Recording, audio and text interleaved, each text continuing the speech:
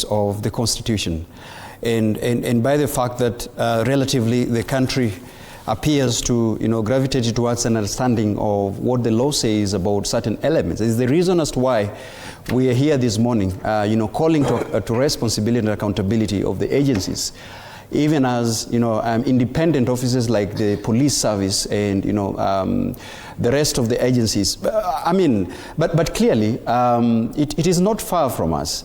Even as we boast of our robustness of our Constitution and the promise that we have, it is not far-fetched, because other countries had just had their elections, and normally there is a template.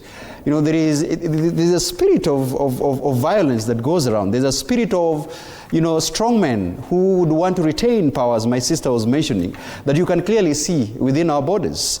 We saw even the last weeks, I think, in Uganda, where there's still, a litany of cases where there's disappearances of members of, the National Unity Platform, the party that, the opposition party.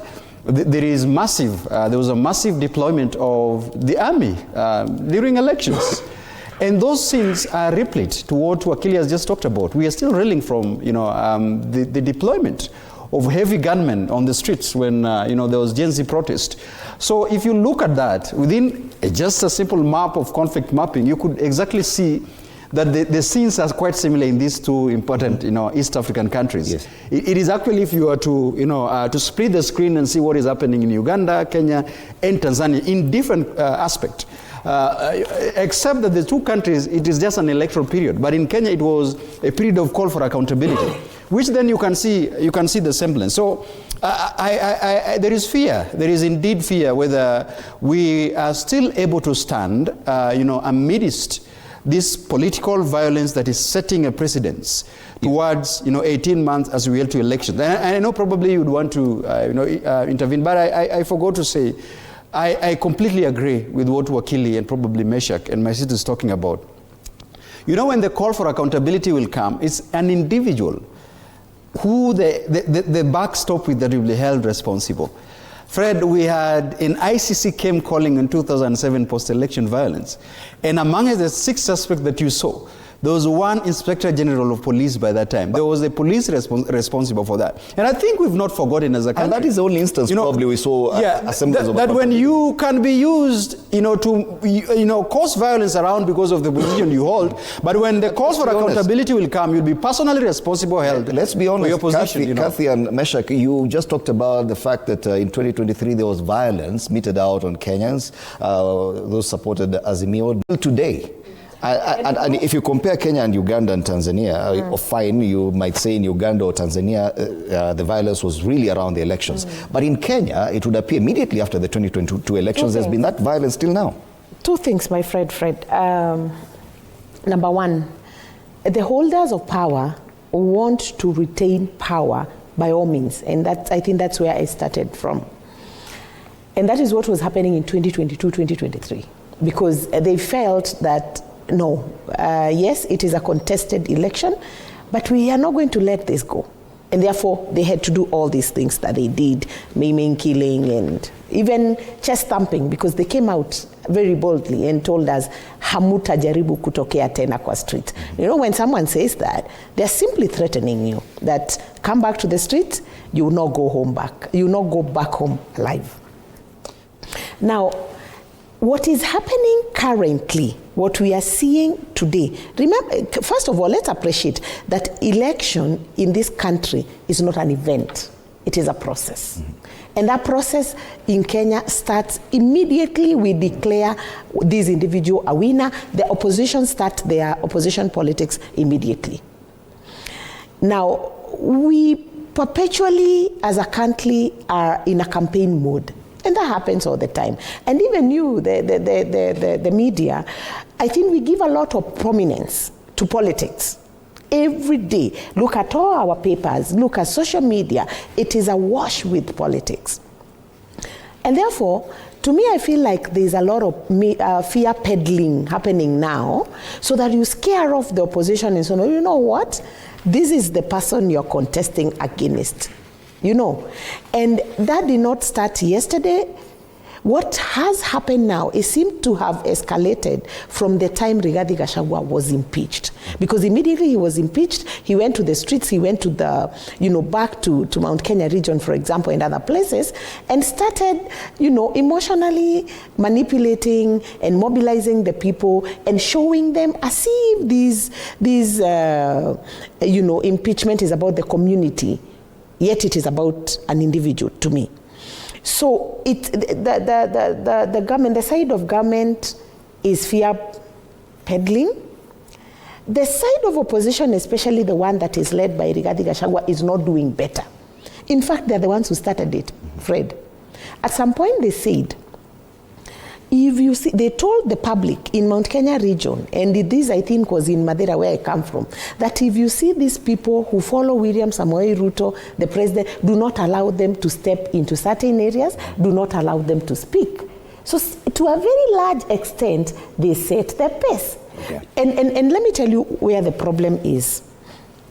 When two big politicians, and in most cases it is men, go for each other's neck, and they start saying this and the other about each other.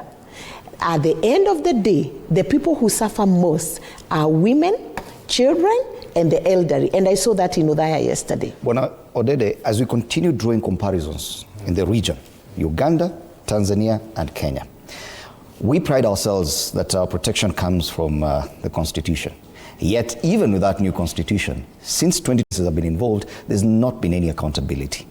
So where does the Constitution come in? If police can be used to kill, shoot, maim for political expediency without consequence, if at all that can happen, should we not fear that also come next year, a lot more could happen? The internet could be shut down.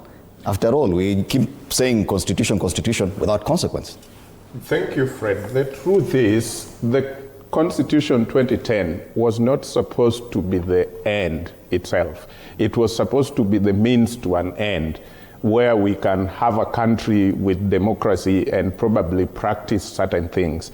But that now tells us that the comparison is okay. The truth is, the difference between Tanzania, Uganda, Kenya, among other countries in the East Africa community, compared to Kenya, would be, we are talking about it this morning. And we are calling out on the government to take responsibility about the violence, because they are the ones who took oath to protect the life and property of Kenyans. When other countries, maybe they come to Kenya to talk about it. Ugandans come to Kenya to talk about it, to demonstrate about it. Tanzania probably fear about talking about it in Tanzania until they are near the borders around Loitoktok, so that if it goes bad, they can cross over, and other countries. So that's the only difference. So the violence still happens, but Kenya is priding itself to be ahead, because we are here this morning, you and I and Kathy, talking about it. Yeah. And in Uganda, we couldn't be in any of their studio to talk about it. That's the only difference. Mm-hmm. Yes. Wakili, do you share the same optimism about this Constitution we so pride ourselves with, if at all, up till now? And we've talked about violence that happened to the Gen Zs. We've talked about violence that was meted out on Azimia supporters when they protested. Up until now, there's been no consequence. What tells you that next year things will not go whichever direction someone wants and without consequence? Unfortunately, I do not share that optimism. Then I'll be very honest. we might have freedoms, but the question you ask yourself, what kind of government are you dealing with? Is it a government that, a rogue government right now? A government that even with the issuance of hundreds of court orders, they do not even obey them. Even when you have people rising against it in terms complaining every day, they do not care. Let me tell you, what happened yesterday, and I'm sorry to use this term, was an FU moment that we can do whatever we want, and there's nothing you can do it. And it started in 2023. Yeah? So that government believes that whatever you do, we either give an explanation or we let it slide. So we can switch off the internet next year. Of course. And just explain it later. Can I tell you something? If they did switch, you remember, was it last year? They went all the way to Limuru and switched off TV stations. Yeah? I can tell you, there was a suggestion, was it last year by Kabogo, that they would switch off the internet. Don't be surprised if they do it. So it could happen. It can happen. And you know, chances are it will happen. It has happened before. And the unfortunate thing is, and what I'm saying is, we have people in this country who are cheering it on. Yeah? Injustice to anyone is injustice to everyone. If we just sit down and watch this government go rogue, yeah, and think that it is only Rigathi who's being targeted, it's only a part of the opposition that is being targeted, they'll come for all of us. And by the time they come for all of us, there'll be nobody to stand for us. And no one will be held accountable. And nobody will be held accountable. You see, the most unfortunate thing, and I'll say this, if we go back to 2007, was it yes, post-election violence of 2007, 2008, there had been that cultivated culture of impunity going on. Yeah? And we saw there was a change after people were taken to the ICC. Even the way politics was conducted post-2007, we had elections in 2013. If you could tell the way elections were conducted in 2013, there was a change in attitude, there was a change in the way people operate in government. That even within the state agencies, people know that responsibility is individual. So they would take care. Right now, you have people who've been given assurance they will not be taken anywhere.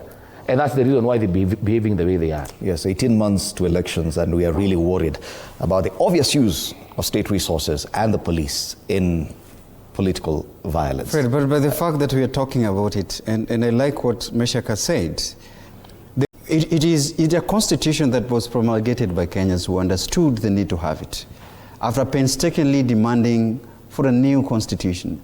And I was hoping Wakili was going to be very optimistic about, it is 15 years since we promulgated this constitution. By the fact, it's not all gloomy. It's not all gloomy. We've talked about how many people have been killed in this country since 2020. But I think there's some levels. Without we have court cases that are holding the police officers accountable. There are investigations that are going on. I mean, I have a huge hope in this country, and that's why I've said that we just only need to use the instruments and the powers that we have as we speak right now. And as Meshach has said it, the heritage that we have as a Kenyan is by the fact that we have a freedom to speak about some issues, however much gloom it sounds, but we still speak about them. All right. Online here, I can see some people are also commenting. Dennis Ocheng says, disrespecting the church and innocent kids is not the right competition. Politicians must stop this. Me, I'm not even concerned about the politicians. Their bad behavior is known from way back. It is the obvious use of state security agencies without consequence that I'm worried about going forward. Yeah. Engineered division, which is well calculated by the planners, that's Milka or Minor. And then again, we keep going to politicians, oh, you're the good one, you're the bad one. That doesn't matter. Politicians have never been the best of people in Kenya. It is the obvious use of police in political violence that we're talking about. 18 months to the election. Is that what we're looking forward to? Anyway, let's move on. Still talking about politics, and a lot of talk about what's happening in ODM. And we've covered stories here about the ongoing plans to continue with the UDA-ODM coalition. ODM delegates have endorsed UDA